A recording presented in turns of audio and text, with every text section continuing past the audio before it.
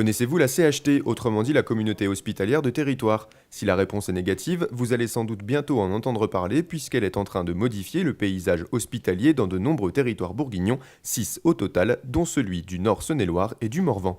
Dans le cas du Nord Saône-et-Loire, c'est une convention entre 3 hôpitaux, Autun, Châlons et Monceau, 3 hôpitaux publics. Et l'idée, c'est de se renforcer mutuellement pour offrir un meilleur service, pour mieux répondre aux besoins de santé de la population dans le territoire de Nord Saône-et-Loire. Alors vous allez me dire, c'est très abstrait, qu'est-ce que ça veut dire? Ça veut dire que quand on rassemble ces 3 hôpitaux, on a la possibilité de bien organiser les filières de soins, c'est-à-dire de spécialiser un hôpital sur quelque chose et un autre hôpital sur une autre chose.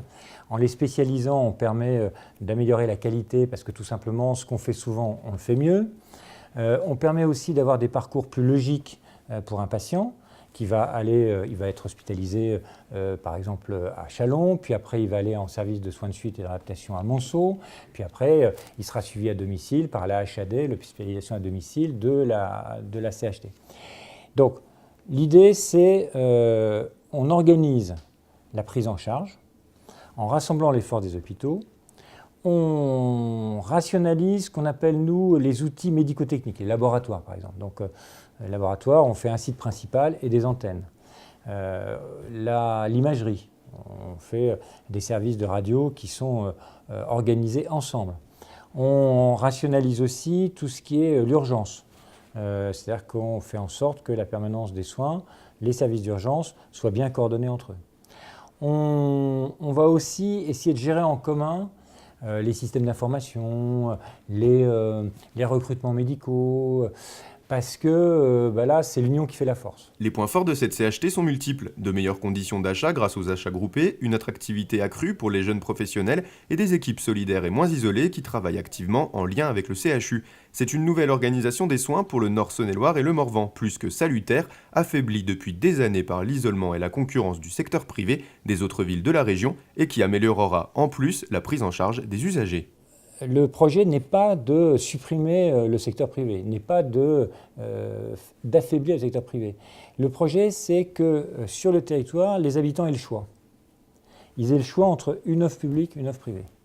Et il y avait des domaines importants où il y avait plus d'offres publiques. Et ça, c'est pas satisfaisant.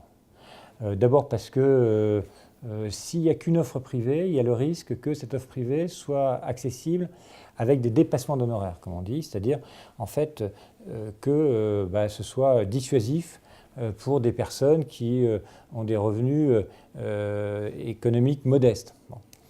Donc l'idée c'était qu'il fallait qu'on s'organise au sein du secteur public pour offrir toute la gamme d'une manière concurrente et complémentaire avec le secteur privé. On a travaillé pendant 1 an avec l'Agence nationale d'amélioration de la performance, l'ANAP, et des consultants privés, pour essayer de regarder sur toutes les filières de soins qui faisait quoi dans le Nord Saône-et-Loire. Où est-ce que les gens se faisaient soigner? Pourquoi il y avait autant de gens qui allaient se faire soigner ailleurs, à Lyon, à Dijon, ou même simplement à Paray-le-Monial.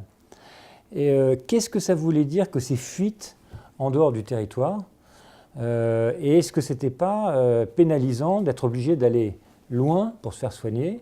Et en fait, la réponse, on la connaît, c'est qu'il y a beaucoup de renoncements aux soins, comme on dit, qui sont liés au fait qu'il y a des délais, il y a des distances pour accéder à ces soins. Mettre en place une communauté hospitalière de territoire ne se fait pas du jour au lendemain. Elle est le fruit de longs mois de réflexion entre différentes institutions et professionnels de santé pour que rien ne soit laissé au hasard et construire un nouveau système durable et prolifique à la fois pour les hôpitaux concernés et aussi et surtout pour les usagers. La direction commune par elle-même ne suffit pas, c'est surtout qu'est-ce que ça sous-entend une communauté hospitalière du territoire. C'est-à-dire une offre publique structurée par filière et par graduation, c'est-à-dire par niveau de sévérité de prise en charge des patients, dans le respect, évidemment, de chacun des 3 établissements. Il est hors de question, quand on met en place une communauté hospitalière du territoire, qu'on ait en définitive une situation de monopole d'un établissement par rapport à un autre. L'objectif de cette communauté hospitalière du territoire, c'est surtout de pouvoir soigner au bon endroit, au bon moment, la population, les citoyens qui ont un problème de santé. Ce qui veut dire par là, c'est qu'au niveau des établissements, tous les établissements n'ont pas les mêmes niveaux de réponse.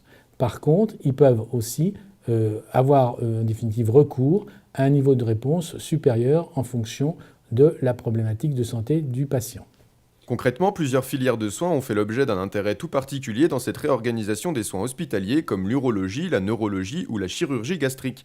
Le but étant de faciliter le parcours de soins du patient en lui proposant à nouveau un service de santé publique de proximité. Déjà, on commence par établir le projet médical, puisque tout part de là, en fait, et d'établir, de mettre en place des filières de soins, avec une gradation des soins en fonction des plateaux techniques des établissements. Et puis, on essaie de définir un certain nombre d'actions qu'on juge prioritaires et sur lesquelles il faut une coopération de façon forte. On en a un certain nombre, en particulier la filière de chirurgie digestive, puisque le projet médical prévoit la réouverture de l'activité de chirurgie digestive sur l'hôpital de Montsolimine. C'est aussi effectivement une autorisation de coronarographie pour l'hôpital de Châlons. Tout ça permet d'offrir à nos patients des soins de qualité.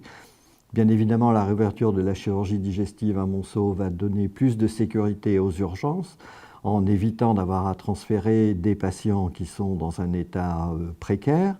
La coronarographie à Châlons, c'est autant de patients qui ne seront pas transférés ailleurs, à Dijon en particulier, avec des délais de transfert qui sont importants. Et on sait que dans ces pathologies-là, le temps est extrêmement important. Le délai de prise en charge est extrêmement important.